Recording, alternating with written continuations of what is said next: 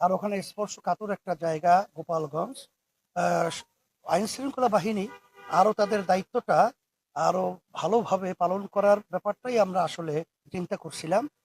আমরা ব্যক্তির চেয়ে দল, দলের চেয়ে দেশকে অগ্রাধিকার দিয়ে আমরা যেন সবাই এক একাকার হয়ে ন্যায়ের পক্ষে অন্যায়ের প্রতিবাদে আমরা যেন কাজ করতে পারি। বিশেষ করে যারা নাকি জুলাই আগস্টে এই অভ্যুত্থানে যারা আর মায়ের কোল সন্তান হারা হয়েছে এবং অনেক হাফেজ আলেমরা যারা জীবন দিয়েছে, এই শাহাদাতের রুহের মাগফিরাত আমরা করছি এবং সাথে সাথে আমরা দোয়া করছি আল্লাহ যেন এই চেতনায় উজ্জীবিত হয়ে আমাদের দেশ গড়ার ব্যাপারে অন্যায়ের প্রতিবাদে ন্যায়ের পক্ষে আমরা যেন সবাই কাজ করতে পারি।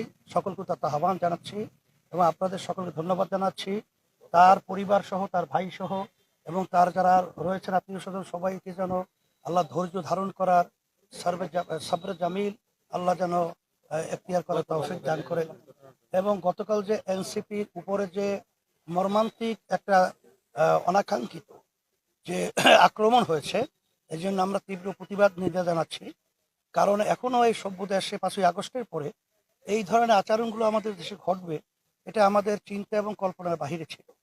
আমরা অন্তর্বর্তীকালীন সরকার সহ প্রশাসনকে বলবো, আপনাদের দায়িত্বের ব্যাপারে আপনারা আর সচেষ্ট হবেন এবং এই যারা নাকি দেশ বিরোধী এবং যারা নাকি এদেশে টাকা পাচার করেছে, মানুষকে খুন করেছে, গুম করেছে, এরা যেন এ বাংলাদেশের ভিতরে মাথা উঁচু করে দাঁড়াতে না পারে। এ ব্যাপারে আপনারা আপনাদের দায়িত্ব যথাযথ পালন করবেন।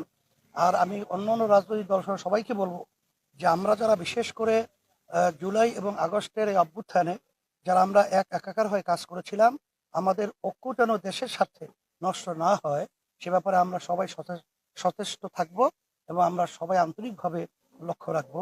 আপনারা সাংবাদিক ভাই সহ সবাইকে আমি ধন্যবাদ জানাচ্ছি। যেহেতু তারা ওখানে যাবে আর ওখানে স্পর্শকাতর একটা জায়গা গোপালগঞ্জ, আহ, আইন শৃঙ্খলা বাহিনী আরো তাদের দায়িত্বটা আরো ভালোভাবে পালন করার ব্যাপারটাই আমরা আসলে চিন্তা করছিলাম। কিন্তু সে ব্যাপারে আমরা দুর্বলতা দেখেছি। কি কারণে তারা এই দুর্বলতা দেখিয়েছে, এটা আমরা তারা নাকি দায়িত্বে আছে, তারা এই ব্যাপারটা গুরুত্ব সহকারে দেখবে, এটা আমরা সামনে তো আশা করছি। নির্বাচনের কথাবার্তা আসছে, নির্বাচনী জোটের বিষয় হচ্ছে আপনাদের হুম। সাথে বিএনপি, জামাত, এনসিপি সবাই বৈঠক করেছে।